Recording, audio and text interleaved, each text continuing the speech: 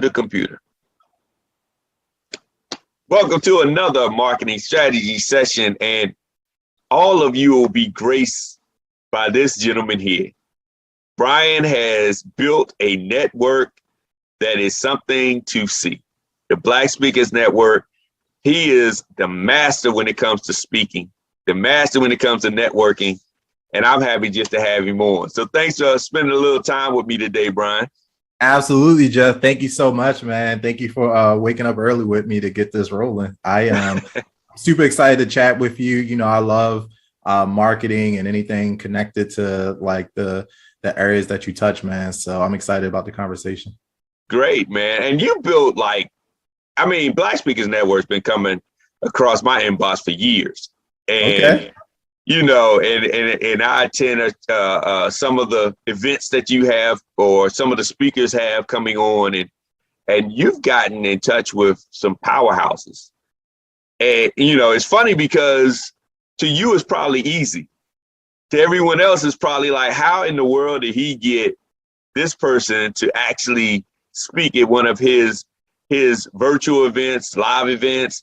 You know, how do you get in touch with them? So I do want to dig into that a little bit, you know, especially with influencer marketing being such a big thing. And then a lot of people branding themselves and their businesses by these speaking opportunities. And they say public speaking is one of the most difficult things in the world to do. That's what they say, I guess. You know, for us that have gotten in trouble in school for running our mouths too much, it's not that hard. But, you know, I want you to touch on that. How do you basically market your business and market the speaking opportunities, whether it's the networking aspect or the actual being able to speak aspect of it? Yeah, absolutely. Yeah, we could dive into that. So, you know, just for the uninitiated, again, super excited to be here. Black Speakers Network, we are a global speaker development, empowerment, and training community. We do have a network now of around 15,000 current and aspiring professional speakers, as well as event planners and partners. And so our mission is to equip, connect, and inspire the next generation of Black professional speakers. And so I started the organization, Jeff, and you said you've been on the email list for years. So I'm sure you've seen our progression and, you know, starting off with like MailChimp and, you know, migrating platforms and all this other stuff that we've done. But yeah, I started in a bedroom. You know, I feel like everybody's startup story, it's either like you're in a bedroom, a coffee shop, or garage. Like if you're not starting from one of those three places, then you're not a real or out your car. Yeah. We can add the car. Yeah. You know, I was working in the back seat of my car, you know, stealing Wi-Fi from Wendy's, you know, whatever. So that was my case. Yeah, I was started in 2016. This is actually my second company. I had another company before that called Skills, which was along the same vein. It was focused on professional development and empowerment for professionals and entrepreneurs. We made absolutely no money because, you know, I was basically just running around Baltimore hosting events. But it taught me a lot about the speaking world, which is actually under a broader umbrella of information marketing, which we can get to in a little bit. But to go back to your question, you know, I started from these beginnings and it was just me. I appreciate the kudos. I mean, you know, talking about speaking and everything like that, I want people to know, and I always share with people that I was not the person that would have ever envisioned myself, not only as a speaker, but also like leading a professional speaker association. That wasn't me. I was a skinny kid from Baltimore, certified introvert, could not lead two people in silent prayer, Jeff, let alone try to lead an audience to anywhere. And so my entry point into professional speaking actually came in college. I went to a HBCU, Morgan State University. Which one? Morgan State University. You didn't go to Hampton. You missed out. I did not go to Hampton, but you know what? I got a lot of respect for the 757, Seven Cities. I got a lot of respect for the HU and the other HU, but we won't get into that. But yeah, you right. You said it right too. The other HU, because the real HU is Hampton. we gonna get angry comments regardless. But here's the deal: I got love for all the HBCUs because the HBCUs are really like a proving ground, and it's a place where a lot of really powerful, not just businesses, but just creativity. And it's just like a place you build lifelong connections and everything like that. So I ended up at Morgan State on a path to get to engineering. I hit calculus 2 and realized, let me just go see what the School of Business is talking about, because this is getting a little bit too hard. And so I was kind of lost for a little bit while I was navigating my way through college, Jeff. And eventually I made my way into business school, but I was still kind of like a generalist. I wasn't trying to be an accountant. I wasn't trying to be a finance person. I wasn't trying to go into HR. I was just in business, hanging out. And then lo and behold, somebody said, hey, we're starting up this Toastmasters club. And I was like, oh, Toastmasters, what's that? It was like public speaking. And I was like, okay, well, I had done a little bit of public speaking, but my experience with it was always nerve-wracking because, again, introvert, pretty shy, pretty reserved, like was not trying to be the person in front of the audience. But I volunteered to speak at the very first meeting. And so in the summer of 2006, Jeff, if you had been sitting in this small little classroom in the Earl G. Graves School of Business and Management, you would have watch me walk to the front of the room to prepare to deliver my very first speech in Toastmasters. And you absolutely would have noticed my sweaty palms, my shaking voice. I almost walked out of the room during the presentation, like all this stuff happened. But to your point, public speaking, I don't know if it's one of the hardest, but it's absolutely the thing that people fear the most. Primarily just because we don't get a lot of experience with it. And so, and no one likes the fear. Like, we really don't have a fear of speaking. We more specifically, I think most people have a fear of being judged.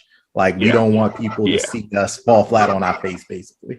And so I made it through my first presentation, Jeff, and that was kind of the beginning of my public speaking journey. I eventually graduated from Morgan State University. I went into corporate and navigated there for a few years. I worked for a major staffing recruiting agency. I ended up getting promoted a few years later to my dream job, which was corporate training and development. So I got to be basically a professional speaker for a living. And that introduced me to the training side of everything. And all of that was kind of like the catalyst for Black Speakers Network. And so I only go that far back in the story just to kind of bring you back to your question of, how does this marketing piece work? And I think it's important for people to understand that, when you're growing a business, everybody starts out and it's just you. And when I saw an opportunity for Black Speakers Network, really what I was just trying to create was a community. I now that I knew what speaking was, and I saw that, okay, there actually is a professional speaking industry of sorts.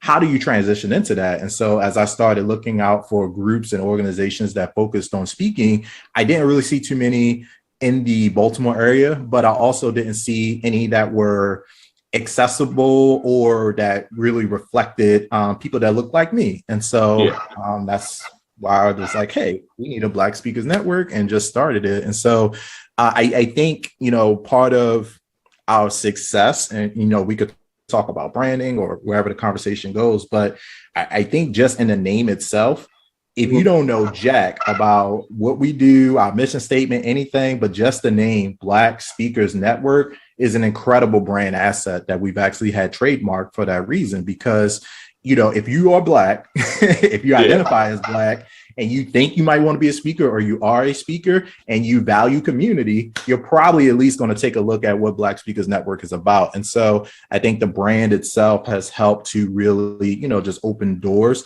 But the other thing that I would say is partnership. And so initially, Jeff, I was not, even though I'd been a corporate trainer, like I said, I built skills, I'd done a number of different things. I was not the end all be all expert when it comes to the world of professional speaking. There are so many avenues to master, so many skills that I knew it was very important to cultivate a network and a community of people who had that deep expertise. And so those are the people I started reaching out to initially to help us get the ball rolling. Hey, and that, it's amazing how your journey has literally stepped you into your greatness. The funny part about it is a lot of times we don't even realize that things in our past are basically preparing us for what's to come. So when you were in college and you said, okay, I need to be Toastmasters. Let me go ahead and get up there and speak. And I know they stumped you with those trigger words, those stop words. Man, that was the hardest exercise ever. It was like stopping the ums. Mine is, you know what I'm saying. Oh man, I used to, you know what I'm saying? And I would catch myself every time, but that stepped you up into saying, okay, well, speaking, that's a good avenue. And then as you propel from there and you got to become a trainer at the organization, okay, I understand how corporate training works and corporate speaking works and conferences work. And I understand how that works. And now you put it all together. So your business is run based on a lot of the past experiences that you've had, even though that might not have been the actual goal at the time. Yeah. You know, a lot of times we're taught that, oh, here's the goal, the vision. Now put together the plan and follow the plan to your success. When a lot of it, you don't even know it's a part of the actual plan because you haven't planned it. It's just a part of it. Absolutely. Yeah, there's a beautiful graphic that I see floating around on social media, and it's like two pictures on a middle line. And on the left-hand side, it's talking about success. And it says, you know, the caption is what most people think success looks like. And it looks like this line that just goes straight up in like a diagonal. And then on the right-hand side is like what success actually looks like. And these like loop-de-loops and squiggly lines, and you go back. Yeah. And that's really how it is. Like, I think there's any entrepreneur will tell you that there's no linear path to this thing. You could be pulling on skills, relationship, information that you learned decades ago and that you had no idea that was going to be deployed in a way. And that's really what that's really what a company is. That's really, you know, when we say company or, you know, business, a lot of times we use the word organization. And the reason we use the word organization is because we are organizing, like a company is essentially organized information. It's organized talent, resources, technology, you know, creativity, all in a container, and it's deployed in service of a specific to meet a specific need in the marketplace. And so as you are going throughout your life, you are picking up these different things, and you don't know, and it's up to you at a later point to figure out how that information, those resources, those contacts will be organized in a way to actually deliver value in some capacity. So whatever you're doing right now, just know that there will be a time and place where you have the opportunity. Doesn't mean you always use it, but you will at least have the opportunity to leverage those things in some sort of meaningful way. Yeah, and that's so true. That's so true. And it's good that you saw the opportunity as well in the Black Speakers Network.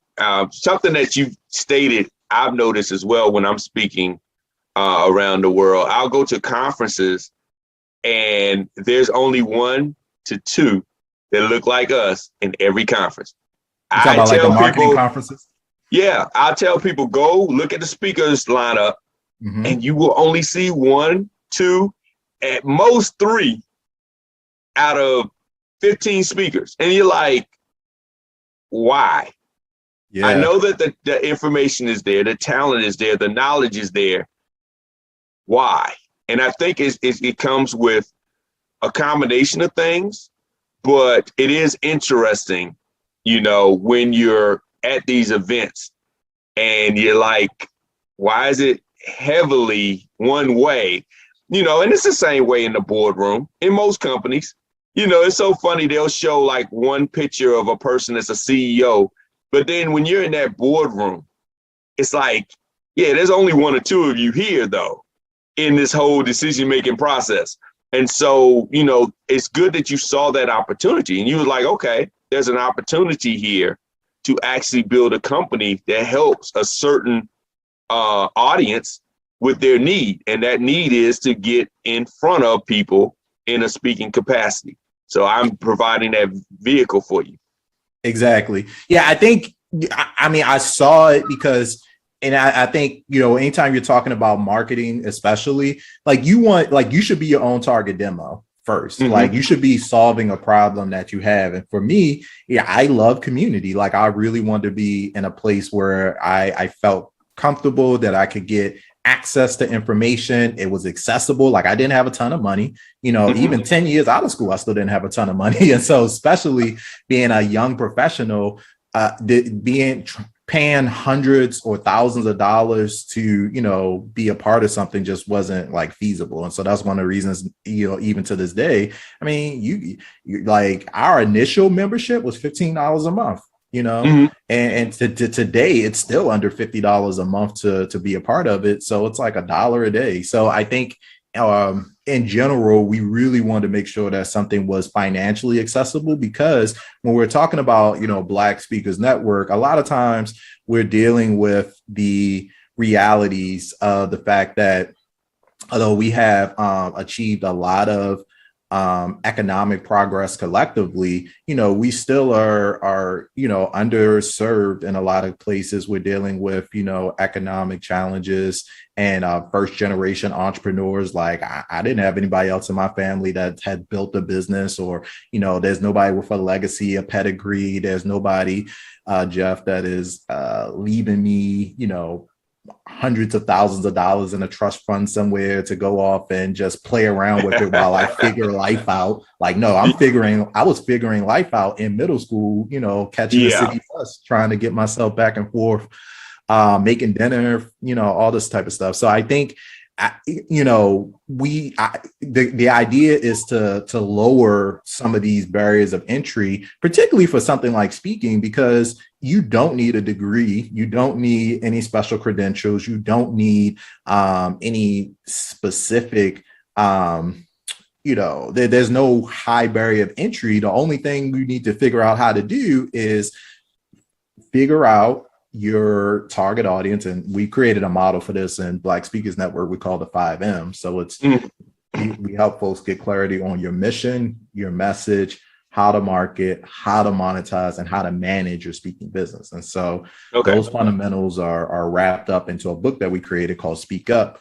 But at the end of the day, all of those things can be learned. In Toastmasters, we were learning the basics of speaking, as you mentioned, the filler words, but it's like, how do you create an effective opening, a body, a conclusion, vocal variety, hand gestures, storytelling? Like you can learn how to communicate a message effectively. You can learn how to target an audience effectively. You can learn how to, monetize a website, how to write copy, how to, build a community. All of these things can be learned, but you're never going to learn it if, one, you don't have access to the information. Well, even before that, you're not going to learn it if you don't even see yourself as like a viable career path. And so that's why I think from a diversity perspective, representation is important. I see Jeff, I'll be like, oh man, Jeff is amazing at marketing. Like I didn't know there were any brothers out here rocking the marketing space like that. I see you now. I'm like, okay, maybe this is something I could potentially do.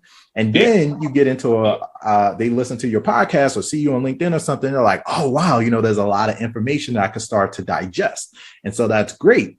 But information still in a silo doesn't move people to transformation. Information still needs to be contextualized in a way to make it make sense in your actual world. And that's where community comes into play. And so you really need all three: representation, information, and community. And then eventually that gives people an opportunity to actually do something and create some sort of change in their life. So you're absolutely right, man. So it's been a journey. The journey continues. And not to say, I think we need both. Like in your space, I guess the American Marketing Association is probably, one of the top professional associations. And so I'm not going to say, only have like a Black, marketing association or Black Speakers Network. We still need to, and, we continue to rely on and build partnerships like outside of the community, because knowledge is knowledge. You still want to be tapped into the best practices. You still want to, figure out like how you can take like leverage the knowledge and skills of people that have been doing it for, decades or, whatever. But at the end of the day, when it comes to the community aspect, there are just realities that exist like in the Black community that may not be addressed or taken into account when you're dealing with some of the other groups. And so that's where we focus on. And that's a good point. I mean, because honestly, when you're taking just the communication aspect of it, and you're pulling from the experiences and the environments that you're used to, a lot of times you have others that will try to control the narrative based on their perception of how it is in that community versus somebody that grew up in that particular group. And they can now say, no, this is what this means. This is how this is. And we see it all the time. We see it all the time in media where there's other groups portraying the Black community and they're over sensationalizing it. And you're like, that is not how it is. Everybody's not, what is that movie the Wayans brothers did? Drink something. Don't be a menace by the South Central while drinking the juice in the hood. It's like Yep. Exactly. It's one of those things where it's over sensationalized, but it's because of lack of knowledge of how it is. And you said something very interesting earlier about trust fund, and being able to take time to figure it out. Other cultures, trust fund they know about at a young age. And I remember talking to some friends of mine that after college, they took a year off to travel the world to figure out what they want to do. First of all, I didn't know about trust funds until I was fully grown. I didn't even know what that was, until I was fully grown. And take a year off after college, I was working 2 jobs and going to college full time. So there was no taking days off. And it was like, you can do that? You mean to tell me you took a year off to travel the world to figure out what you wanted to do? But it's different environments. And, for somebody that does that, it's like, oh, well, you just take off, follow your passion, get a job, blah, blah, blah. To them, that makes sense because in their environment, that makes sense. In other environments, that does not make sense. So if I'm a speaker and I'm trying to talk to you about hustle and grind, it's easy to say, well, you can be successful. My dad only gave me $1 million to work with, and, I had to make it work. Versus I had to give my mom $300 to keep her lights on, and I'm trying to figure out how to make this work, but this is how I built a business when I had to support my whole family, extended as well, and build a business versus all I had to do was call my daddy's banker, and my dad vouched for me, and they gave me this measly little $1 million loan. It wasn't much, that type of thing. So it really is important to understand the environment and the narrative, and it's good that people that understand each other can collectively come together, share their experiences, build on that information, and then relay it to the world. Yeah. And that's really what the heart of what Black Speakers Network is. And so, at the end of the day, we're providing 3 things from the speaking perspective. So we're there to provide training, resources, and opportunity. So that's kind of like our core business. We host training on a very consistent basis, as well as have like an archive of like hundreds of hours of training education around those 5 M's that I mentioned earlier. In addition to that, we bring together resources. So if people are looking for coaching or a speaker website or a PR firm or marketing or help with their brand, like we have an entire community of trusted partners that we could connect them with so they don't have to waste time trying to like find it on their own or, possibly work with somebody that doesn't really understand speakers or whatever. So we got resources, and then we also have opportunity. Most speakers are looking to just speak more, whether that's, and by my estimation, there's something like 30,000 speaking opportunities taking place like every single day, from conferences, workshops, seminars, podcasts, independently produced events. There are always opportunities to speak. And now when you add in the virtual component, I'm not just talking about in the US, I'm talking about around the world. And so we have so many opportunities to speak and leverage our voice, and people that are really looking for our thought leadership. And so what we do is bring together those meeting planners. A lot of people in Black Speakers Network who are members are also hosting their own events. We have an entire podcast directory where we amplify the voice of Black podcasters and provide opportunities to speak there, as well as individuals who are hosting, your traditional conferences, workshops, seminars, who are looking for speakers, panelists, MCs. We have people reach out to us that are looking for coaches to supplement their like performance management programs, within their organizations. And so we're diversifying, we're creating an opportunity to create diversity within the speaking training space.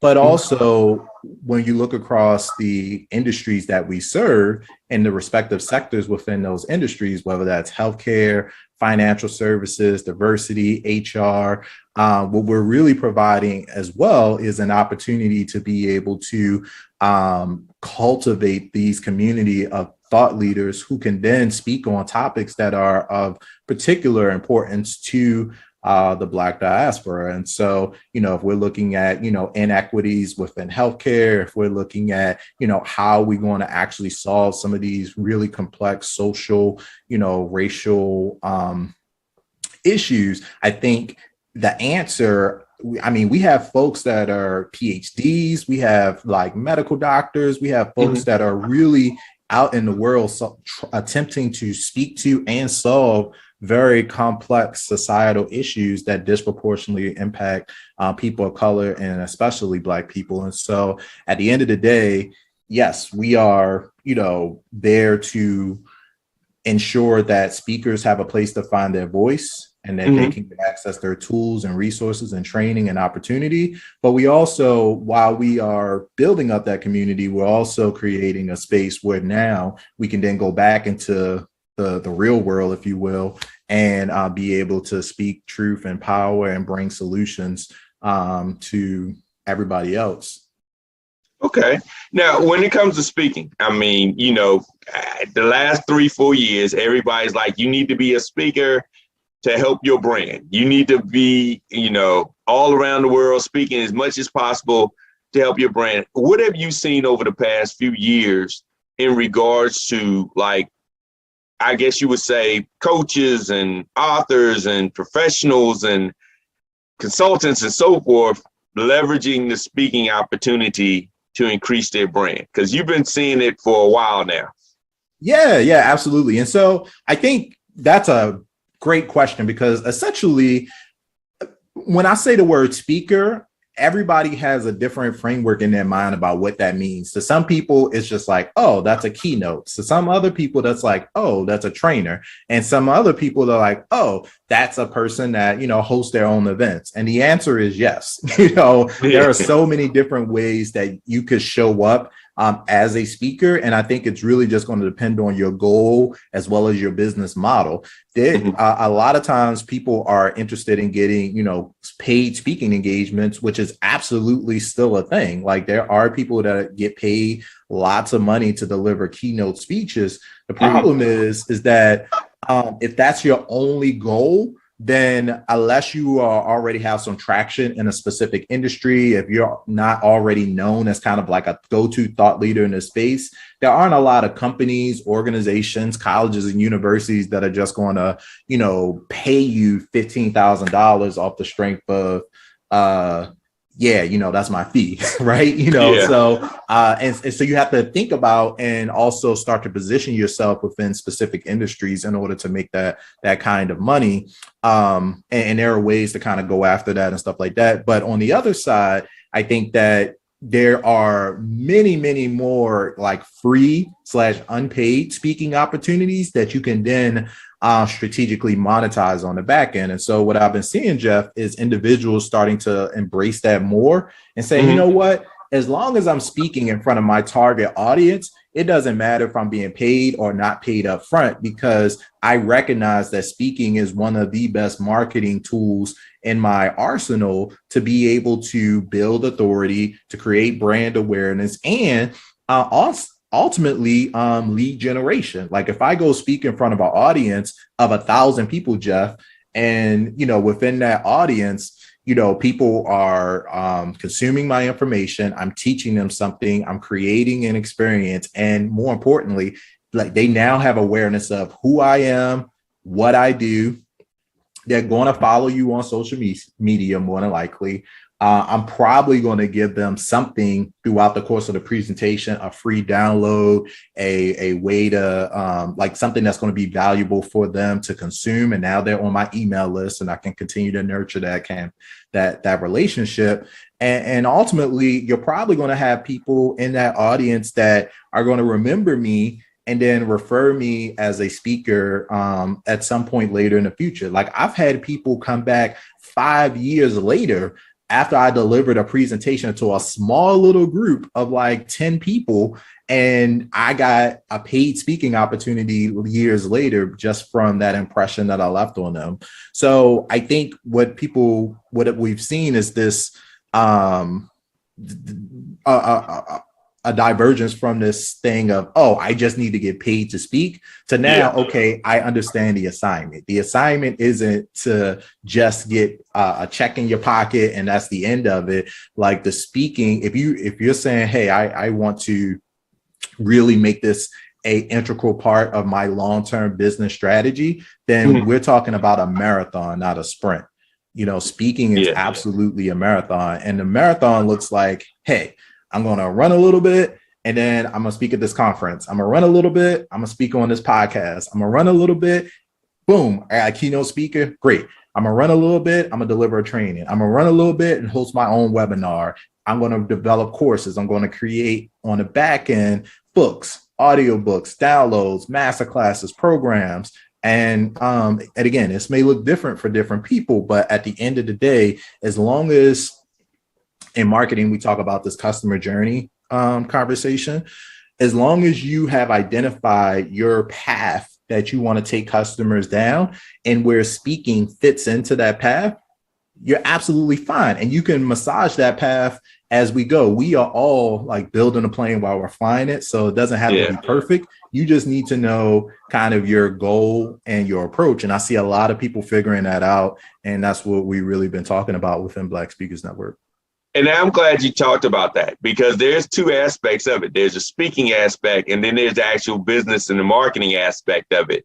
And, that is something that a lot of speakers aren't focusing on, is the back end marketing aspect of it. And I'm glad you said about the customer journey, because that's something that's so important. You've got to take them down a good experience, a good journey that takes them to your end goal. It's not that you're going to say magic words and all of a sudden everybody's going to want to buy from you or do business with you.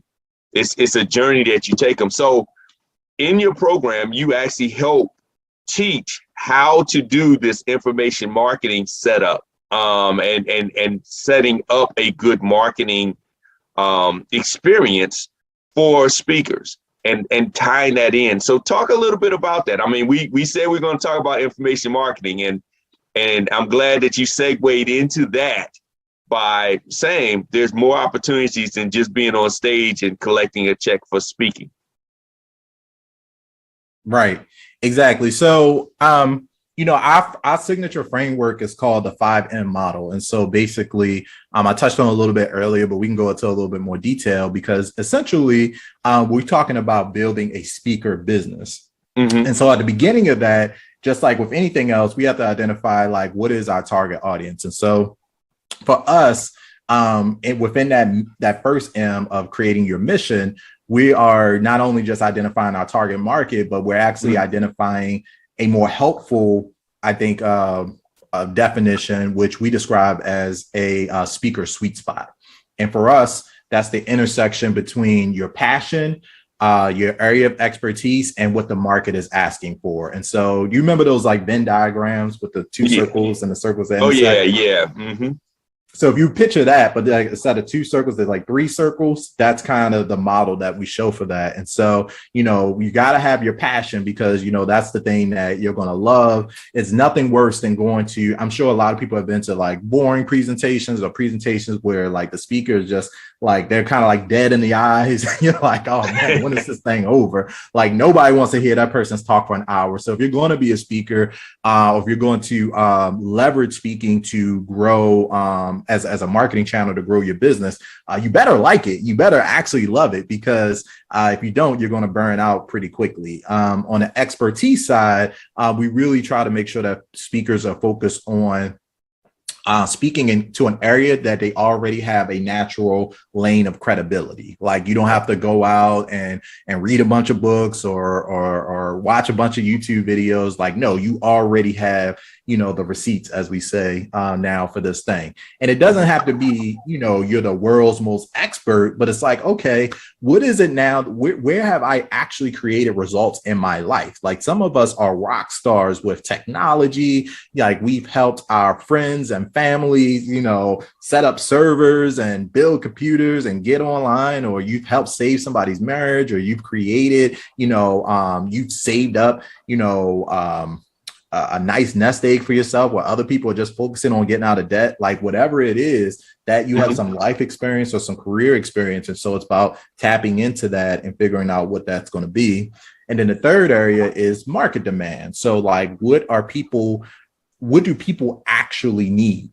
And also, what are they willing to pay for? And so I think taking the time, and this is like a slow down to speed up moment, because we have to look at internal factors of what is it about us that we want to bring to the world, and what is actually happening in the world, and not just what's happening now, but where is the world going from a technology perspective, from an economic perspective. So things like Google Trends are your friend with stuff like this, and really figuring out what is that intersection where you could carve out a space. A lot of people call it a niche, but like where you could carve out a space for yourself to use your unique skills, the things that you love, the things that you do well, and really super serve a specific part of the population. And so that's why, when people come into speaking and they're like, who do you speak to? They're like, oh, Jeff, man, I speak to everybody. I can speak to executives. I can speak to women. I can speak to church leaders. I can speak to colleges. I got a message. I'm the best. Like, no, like that's how you spin your wheels, because you never get known as the go-to person for anything. And so I think the best starting point along that model, we have an entire series of trainings that goes through all of this. But at the beginning, most people try to skip over the mission and they actually skip over a message too. People like to go right to the fourth end, which is monetize. Like that's all the way down the line. We can't monetize if we don't even know who we're talking to, because what's going to happen is you're going to go out trying to speak to everybody. Nobody's going to be listening. You're going to spend a ton of money on like Facebook ads and marketing and building websites. You're going to have a website that's pretty generic, that doesn't really speak to anybody. And then, you may accidentally get some speaking opportunities, but at the end of the day, you're going to be like spinning your wheels until you go, and you have to do rework to go back and like fix all of that. And so that's why we are mission, message, which is Toastmasters is still great for, but you're going to have to learn how to build your signature talk. You're going to actually you don't have to be the best speaker. I think we've all been to speaking conferences and things where people probably weren't the best technical speakers, but they walked away with an amazing check because they knew who their target market was. They had the other piece figured out. And so, but it's mission, message, how to market, which for us as a speaker, we're really honing in on things like, making sure that you have an effective, professionally written bio, that you have headshots, that you have speaker video, you have brand assets that speak to, who you are. We can actually find you online and all that information is correct. You have things that we can actually share with others that demonstrate your credibility in the space. And then we can start talking about how to monetize. And for us, there's over 20 different ways that we can monetize your speaking brand once you have those things in place. And that includes everything from collecting a fee up front to building a signature course to creating products, services, merchandise, being able to create coaching programs, etc. Like there's no shortage of ways to monetize once you have those other pieces in place. And then the last M focuses on management. So that's kind of like your business 101. So making sure that you have systems in place, making sure you're paying your taxes, that you have accountants, like you're actually running your business like a business, speaker contracts, things of that nature. And so all five are absolutely necessary, and they're sequential when people are first getting started. But I think the main thing is, to make sure that people have just like a framework to step into, and that they have the right mindset when they're thinking about kind of building this. That makes a lot of sense. So it's not just because I talk so well, I can just jump on stage and make millions. So it's just not that simple. Yeah, I mean, you can jump on stage, but because a lot of times people are like, oh, well, I just want to go speak, and that's fine, and that's good. There's a lot of different reasons why somebody might get invited to speak. One of the tests that we all often challenge speakers is you got asked to speak. That's great. Are you getting asked to come back to speak? What's your rehire rate? Are you getting referrals? Are you getting testimonials? Are people purchasing products and services? Are people hiring you for coaching? Like, what's happening after you take the stage? Like, we get so fixated on, hey, I got the opportunity. Okay, but what happened? And so, because that's the goal. And so if we're not creating transformation, like every time you get on stage, something good should happen. You should be getting referrals, testimonials. You should be growing your business. Like something should be happening. And if it's not, then we have to kind of go back and challenge if that was like an effective use of our time. And that makes sense.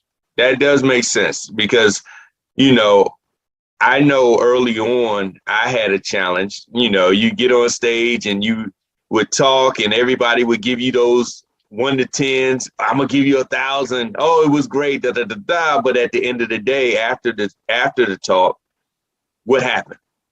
If it didn't convert to any business, you got pats on the back, but not checks in the wallet. And so it's like, was I really that good? Everybody loves me, but nobody actually, did business. And some of that came with not having the call to action, not structuring, not setting up a way for them to work with you in the future. They just consume the information.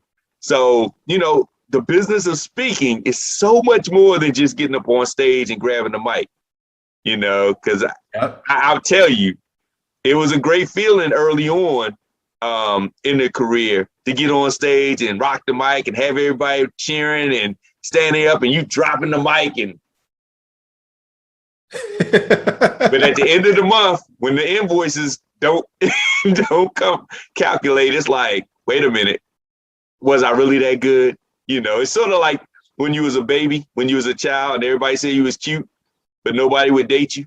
It was like, am I really that cute? Yeah, like what's going on? And I think, people, Jeff, and some of that is okay. Like when you're just starting, like and that's why I love Toastmasters so much, because that's the proving ground. Like that's the place where you could go practice. Like there's always an open stage for you to visit a club or you get feedback in the form of evaluations and things of that nature. So if you want to go somewhere and practice, that's the place to do it. And it's designed so that when you go do it for real, you're not worrying about as much the mechanics of what you're saying. You could focus on the actual message. So I call it connection over content. Like when you're speaking in front of a live audience, you don't want to be worrying about trying to figure out if your subjects and your verbs agree. You want to be worried about whether your message is actually landing and making sure that you have the things like you're talking about set up with a call to action and making sure that all of that stuff is there. And so you're absolutely right. I think at the end of the day, you can kind of set yourself up for failure if you're just thinking that the idea is to go speak and to speak as many people as possible.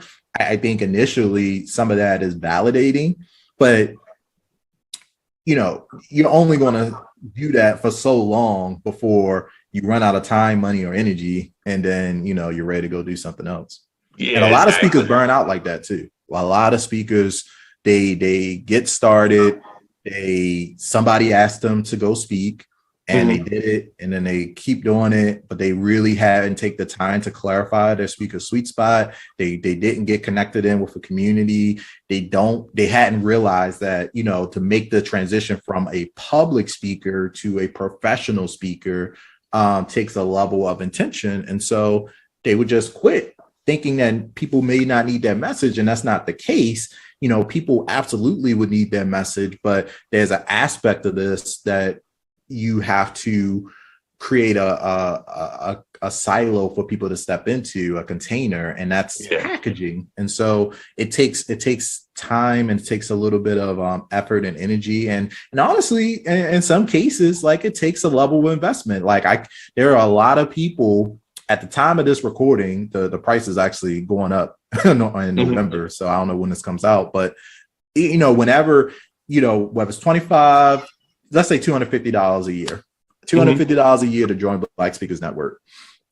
There are people that will look at that and be like, well, why would I pay $250 for, a membership? Or why would I pay, $300 for like headshots? Or why would I pay, $500 for a speaker brand video?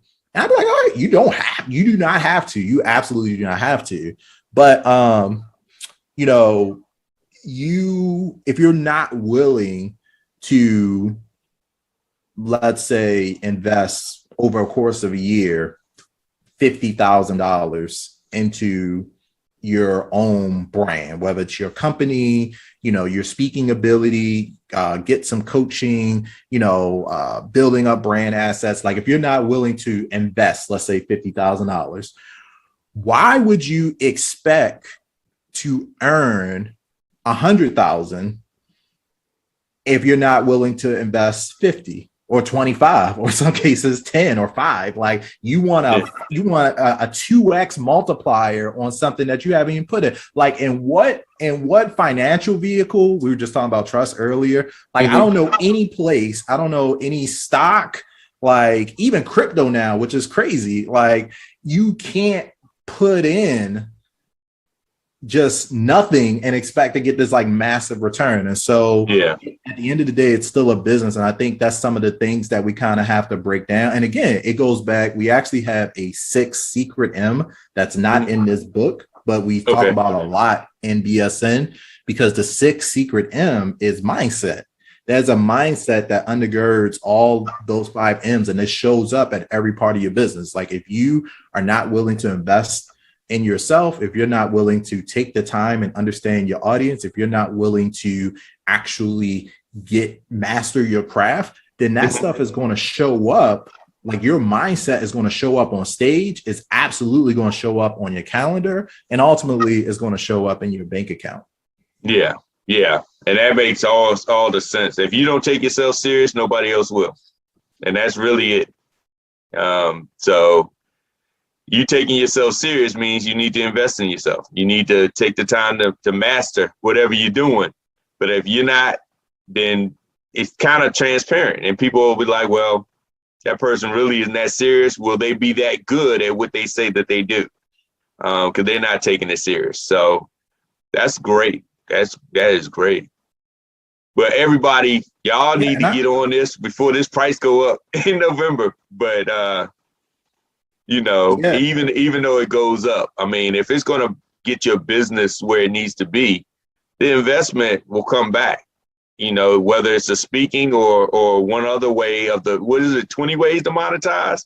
So at least 20 ways. But I mean, our price goes up every year because it has to, so it doesn't matter if you could be listening to this in 2025, the price is going up. Like, it doesn't matter. But the thing is, you need to just think about, like, and again, this isn't for BSN, but this is just in general. like, I don't know anybody that just gets to success in a silo. Like, it's very difficult to do it. What we're about is accelerating your, like, flattening that learning curve and accelerating what you already have going on. It's very rarely that we're working with people who are starting from zero. And some people are, they're like, I don't know what I want to speak about. I don't know who I'm speaking to. I just know that I want to speak. There's some people like that, but it's in the minority. Most people come to us, they already have a decent idea of who they want to speak to. They've already been speaking. They've probably have held their own webinars. They're going live on social media. They have like probably a semblance of a website, or have already built out programs. They probably have already monetized their message to some degree. And so it's not about that. It's more so like going back and filling in some gaps where necessary, so we can accelerate you. Like, if you haven't made it to six figures yet, that's your next benchmark. If you've made it to six figures and you're trying to now scale that and keep it sustainable, so you don't have to start over again every single month, then maybe that's the new benchmark. If you've already hit that, now maybe you're trying to get to seven figures. And so I think regardless of where you are in that journey, there's an opportunity for us to be able to serve you. But you really have to kind of think about and kind of get out of this mindset that you're going to do it all by yourself. Because if you do end up doing it by yourself, I can guarantee that it's going to take a lot longer. It's going to be much more expensive. It's going to be more painful. And then honestly, it's just going to be like a lot less fun. Like, I love talking with people like you, Jeff, who, like, we have this mastermind in BSN called Sunday Seminar, where we just go around and we talk about what's working. We talk about the stupid stuff we did, like the lessons learned, and then we have a good time. We figure it out along the way. And so, like, if I'm in an airport heading to a speaking opportunity, I think it's so cool to be able to like drop in a picture of me sitting in the airport, and then there's somebody else, like I'm in BWI, there's somebody else flying out of Tampa, there's somebody else flying out of Toronto, there's somebody else that's coming back, just delivered their first TED Talk, there's another guy or lady that just finished, dropping, the mic on like a webinar. And so we've kind of created this community where even if things are going well or not going so well, you have other people that are kind of in it with you. Entrepreneurship, by its very nature, is a very lonely journey for a lot of people. And so I think being able to rely on this and have a place where you can go and get fed, as well as kind of share resources and information about what's working well for you, is kind of the goal. So that's what we've been focusing on. Hey, that is wonderful. And I caught your mindset with that when you were saying you're at the airport with going to a speaking opportunity versus a speaking gig. And a gig means job, and jobs aren't usually liked. So opportunity is rewarding. So, that goes into that mindset. So just wanted to know I picked up on that. Absolutely. Yep. Yeah. I never really, I don't really use the term gig for that reason, even though, like you said, we're kind of in like the gig economy and all this, but like, it sounds very transactional versus like opportunity. We respond in every other sector of the economy. There's it's seen as kind of like the beginning of something, like I'm about to establish a new relationship. And that should be the mindset that we adopt anytime we're taking the stage. Cool. Well, on that note, I thank you. We're coming up on the hour, so I really appreciate you sharing this information. Thank all you viewers and listeners to consuming this information. And if you ever want to just pretty much get your game together when it comes to the speaking industry, or getting yourself together as a speaker, leveraging that as your marketing vehicle, reach out to Brian and the Black Speakers Network. You can reach them at blackspeakersnetwork.com. If I'm correct, I think it's .com. It's not .net, but I think you do got net as well, don't you? I think you do. I think we just bought all of them, but yeah. So but I think you do got .net as well. Just Google. But you'll find definitely blackspeakersnetwork.com. Get on his mailing list at the very beginning so you can see some of these wonderful speakers in action. And like I said, it really will help. Great information being passed. Brian shared some real good insights today, and I'm very grateful, Brian, that you shared them. Absolutely. My pleasure, man. Anytime, and certainly excited about connecting with folks. And by the way, we do have a free community on Facebook as well. So like you said, blackspeakersnetwork.com, you can get connected with that. We're just here to share information. We are literally looking to serve the next generation of Black professional speakers. So as we always say in BSN, keep speaking up because your audience awaits, and we will see you on stage. Thank you, Jeff, for the interview. Great.